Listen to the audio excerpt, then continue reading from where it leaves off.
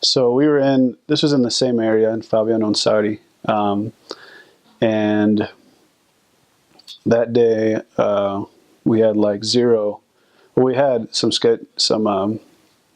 appointments set up, but they all canceled. It's one of those days where you're just walking in the streets, doing contacts and everything. And so we're walking by this house, and I saw this lady outside, and she was sweeping her front porch area, and I just felt the prompting to go talk to her, just to make conversation with her. And I've heard stories, like awesome mission stories, where I felt the Spirit and everything to go and talk to this lady or whatever. But like I never thought that I would actually. I mean, I knew I could feel the Spirit, but I really felt it really strong at that moment to go talk to her. So I went up, and my companion and I went up and talked to her, and she just started bawling after. Well, we introduced ourselves, and we talked about.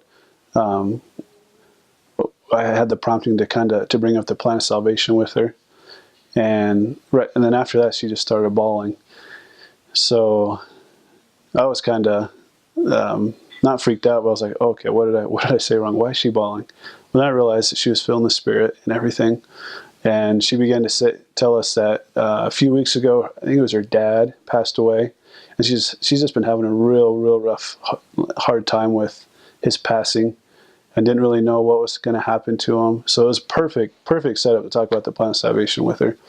So we were able to go inside and teach a little bit to her that day, and talk about the plan of salvation, and it helped her out a lot.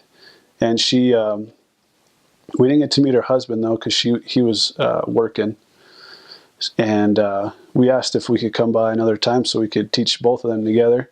And she kind of got hesitant. She was like, "No, my husband's not going to listen to you. He's going to throw you out." So we were like, "Oh, shoot." But we kept persisting, and she was like, "Okay, you can come at this time." I don't remember when it was, and on this day. So we went back, and they actually weren't there. We actually lost contact with her I think it was for a few weeks.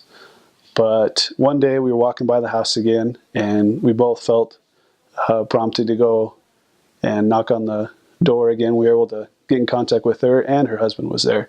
And it turns out that her husband loved everything we taught, which was awesome. He didn't throw us out at all. And so we began teaching the lessons with them. And he was actually looking for work. He didn't have, I think he got fired from his job, so he was looking for work, and he actually couldn't read either, which kind of put a step back in his looking for a job and everything.